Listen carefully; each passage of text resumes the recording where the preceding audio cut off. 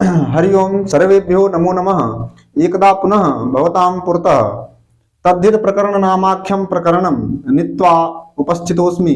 सर्वे शृण्वन्तु पश्यन्तु गृह्णन्तु च। देखिएगा, तद्धित के अंतर्गत हम लोग पढ़ रहे थे। आज जो है अश्वपत्यादिभ्यश्च यह सूत्र है, विधि सूत्र है। यह सूत्र क्या करता है? अण प्रत्यय का विधान करेगा। इसके पहले आपने तद्धिता सूत्र पढ़ा था और तद्धित के प्रकरण के अंतर्गत उसका जो है अधिकार चल रहा है। ये सब जो भी प्रत्यय होंगे सब तद्धित प्रत्यय जो है कहलाएंगे। यहां पर देखिएगा, एभ्यो अण स्यात्, वृत्ति इसकी समझिएगा, लिखा हुआ है एभ्यो अण स्यात् प्राग दिव्यतीयेषु अर्थेषु। ठीक है, एभ्यो का मतलब हो गया अश्वपत्यादियों से। ठीक है, एभ्य मतलब एभ्य अण, तो अश्वपत्यादि ये गण है। और गण पाठ के अंतर्गत जब आप देखेंगे तो इसमें अश्वपत्यादि गण में अश्वपति है आदि में जिसके ऐसा गण। ठीक है, तो इसके आपको दो उदाहरण यहाँ पर फिलहाल लघु सिद्धांत कौमुदी वगैरह में आप देखेंगे मिलेगा। तो आप यहाँ पर पहला उदाहरण अभी समझेंगे।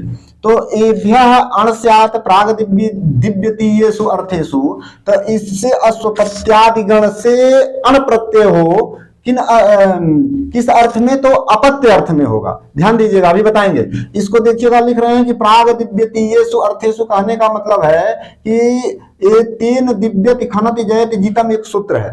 ठीक है, तो ये जहां पर जो दिव्यत लिखा हुआ है ना, तो इसके पूर्व तक, हाँ, तो प्राग मतलब पूर्व तक, दिव्यति प्राग दिव्यतीय मतलब इससे पहले तक जो है जिन जिन अर्थों में तो प्रत्यय होते हैं, तो यहाँ पर उसमें जो है जैसे तस्यापत्यम है, तस्य विकारा है, तत्र जाता है, तत्र भवा है, तत्र निवासा है, सास्य देवता है, तो इन अर्थों में इसके पहले तद्धित प्रत्यय होते हैं।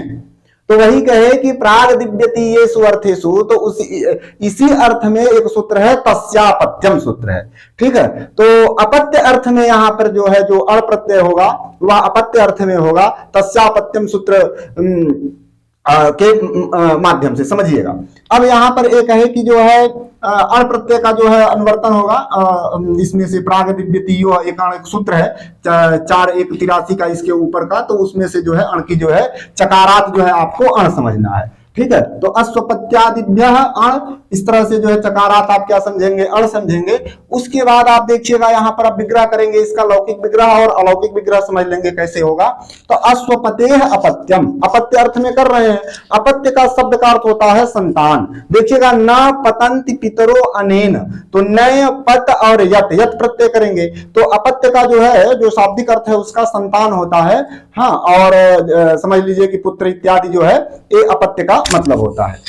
ठीक है, तो अश्वपतेह अपत्यम, अश्वपति शब्द है, अश्वपति का जो है आप अश्वपतेह बनेगा। ठीक है, उसके बाद जब इसका अलौकिक विग्रह करेंगे तो ये तो हो गया। हाँ, लौकिक और अलौकिक अश्वपति गस से जो है अपत्य अर्थ में अण प्रत्यय करेंगे। किस सूत्र से? इसी सूत्र से।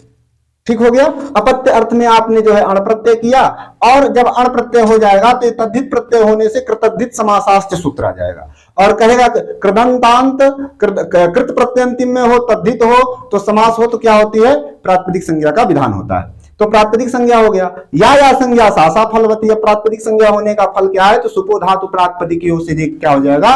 विभक्ति का लोप हो जाएगा। ठीक है, विभक्ति लोप हो गया, बन गया जो है अश्वपति अण, ऐसा बन जाएगा। अब क्या करेंगे इस स्थिति में? लकार की भी संज्ञा कर देंगे हलंत्यम सूत्र से, लकित संज्ञा, और जो है उससे प्रस्लोपा से जो है लोप हो जाएगा और बच जाएगा। तो लकार की संज्ञा जो है हलंत्यम से कीजिएगा।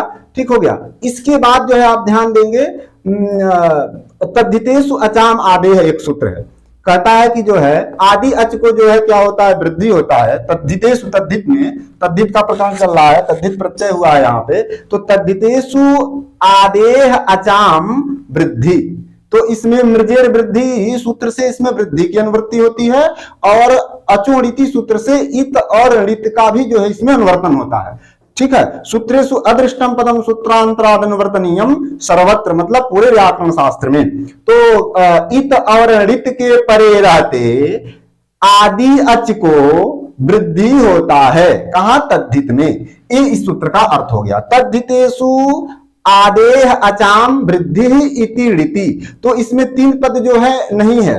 कौन कौन सा पद, वृद्धि, इत और णित। तो मृजेर वृद्धि सूत्र से इसमें वृद्धि का अनुवर्तन करते हैं और अचोड़िति सूत्र से जो है इत और णित का अनुवर्तन करते हैं, तो ये सूत्र जो है पूर्ण हो जाता है। ये सूत्र तद्धित प्रकरण में बहुत महत्वपूर्ण है, इसके बिना जो है काम नहीं चलेगा।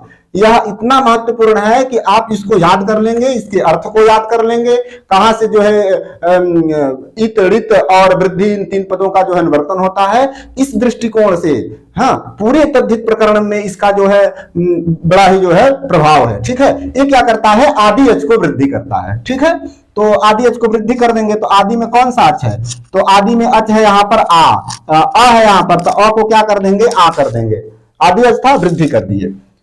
इसके बाद जो है आप ध्यान दीजिएगा, बन गया इकार, इसमें जो इसका इकार रहेगा पति में जो हरस्व इकार है उसका यस्येति च से क्या कर देंगे, हाँ लोप कर देंगे। यस्येति च इकारे तद्धिते च भस्य वर्णावरणयोः लोपः, तो यस्येति च से इसका हो जाएगा तो क्या बन जाएगा, आस्वपत जो है अ को इसमें मिला देंगे, आस्वपत और प्रातिपदिक संज्ञा हुई है, ज्ञा प्रातिपदिकात् प्रत्यय परस्य से जो है स्वादि प्रत्यय की उत्पत्ति करेंगे, सु आएगा और अतो अम सूत्र आ जाएगा, तो क्या कर देगा जो है सु को जो है अम कर देगा। ठीक है, नपुंसक लिंग में इसका विधान करेंगे क्योंकि अपत्यम जो है नपुंसक में है, इसलिए यहाँ पर भी जो है नपुंसक में इसका जो है विधान हो जाएगा और अम पूर्व से जो है जो सु को अम हुआ था उसको पूर्व रूप कर देंगे, तो क्या बन जाएगा, आश्व हाँ पतम बन जाएगा। अब अश्वपति, मान लीजिए किसी का नाम है अश्वपति और उसका जो संतान होगा उसको बोलेंगे आश्वपतम। ठीक हो गया। इसी तरह से गणपति का जो संतान होगा गणपतम। ठीक है, तो आप विग्रह कर लीजिए, गणपति का आप बनाएंगे तो उसी तरह से बन जाएगा। ठीक है, तो ये दो उदाहरण आप पढ़े जो है और आगे गणपति का भी समझा देंगे, थोड़ा सा आप लोग अपने से प्रयास कीजिएगा। और रही जो है अश्वपत्यादि गण की बात, तो आपके लोक सिद्धांत कौमुदी में पीछे जो है दिया रहता है, वहां पर भी देख लेंगे, नहीं तो फिर मैं जो धीरे धीरे सब बताऊंगा ही आएगा। जो है कहीं कोई समस्या हो, कहीं समझ में ना आवे तो आप जो है उसको पूछ लेंगे और आप अध्ययन करेंगे, फिर आगे आपको और जो है पढ़ाऊंगा मैं। हरिओम।